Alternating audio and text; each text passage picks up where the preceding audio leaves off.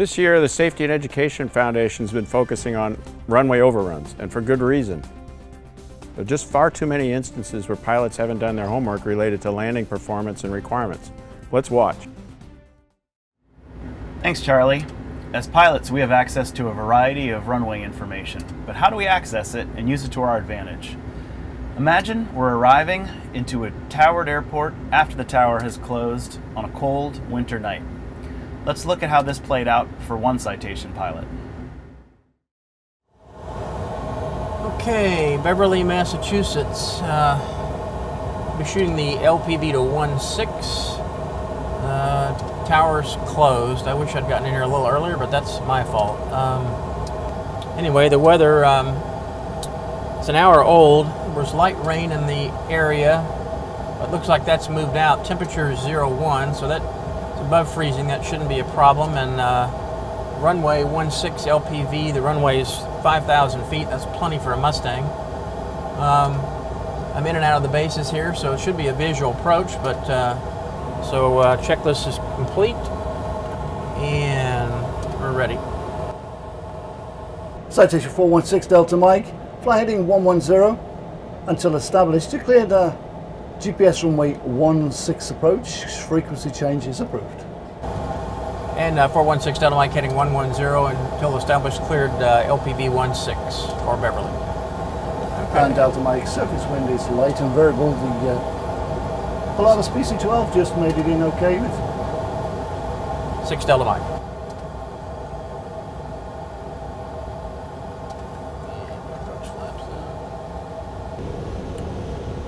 And Beverly traffic, citation 416 Delta Mike. We're on a 3-mile final runway 16. 500.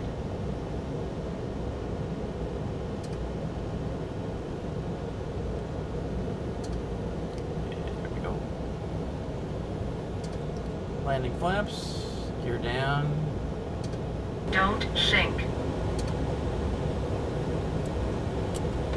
Don't sink.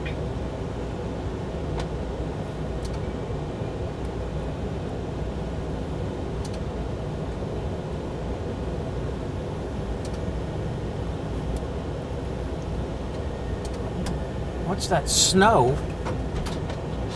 It's supposed to be snow. Alright, we've got to get this thing stopped. Maximum braking.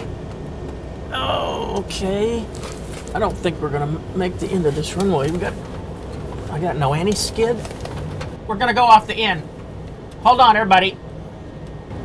Dang it. Okay, we're gonna go off the end. Hold on. Dang it. I think we all know what was about to happen. The fact that the runway was contaminated certainly wasn't a secret, but it wasn't known to David. Let's look at how this accident could have been prevented. Here's one. David missed the fact, stated by the air traffic controller, that there was an aircraft in front of him on the approach, who could have been a valuable source of information. Boston Center, citation 416 Delta Mike. If that PC-12 is still on frequency with you, could you ask him for a braking action report or field conditions? 41 Tango November, can you give me a brake action report, sir? 416 Delta Mike, yes sir, it reported moderate braking action and snow on the runway. We've learned that the rain has changed over to snow and that an aircraft with propeller reverse is reporting medium braking action, certainly different than we will experience with an absence of reverse. Or, if we've already switched over to the Unicom frequency, we could try calling the Pilatus directly. If they haven't shut down their engines, they're most likely still monitoring the CTAF and Unicom. We don't always have the luxury of having an aircraft in front of us, but even when the tower's closed, there might be other personnel in the airport who can provide us valuable information. Center, citation 416 Delta Mike, I'd like to go off frequency for just a couple minutes before we start the approach. I'm going to try the FBO and see what information I can get from them.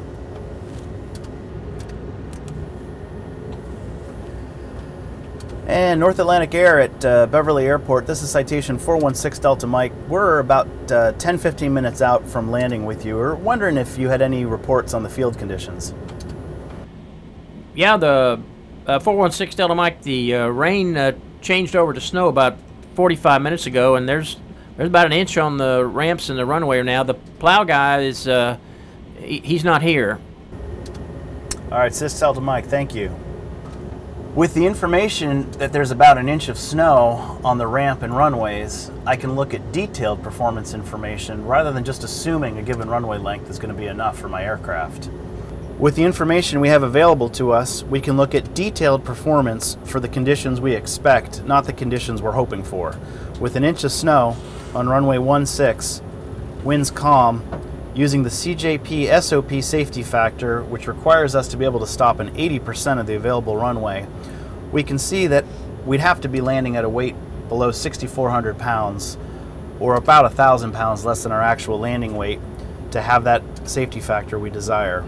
Based on the information we obtained and accurate performance information, we can determine that there's no chance of safely stopping on this runway. Anytime we're operating into a field where there's a possibility of marginal conditions at the time of landing, our SOPs call for identifying an alternate, even if an alternate's not legally required by the FAA. In this case, Hanscom Field is less than 20 miles away, has a 7,000-foot runway, 24-hour snow plowing, and chemical de-icing, so we've chosen that as an alternate, and that would be our safer course of action. We don't even have to wait till we're within VHF range to acquire the information. Most of us fly with some sort of satellite phone or communication system. We could begin the intelligence gathering 30, 40, even 60 minutes away from our destination, give us a little more time to plan. Runway overruns should be a rare event. Please use all the tools available to effect a safe landing.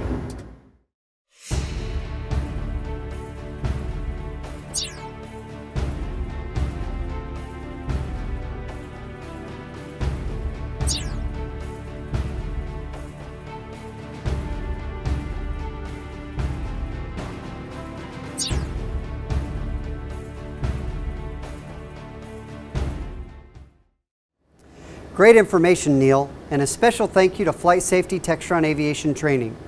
These What Good Looks Like videos were brought to you by the CJP Safety and Education Foundation.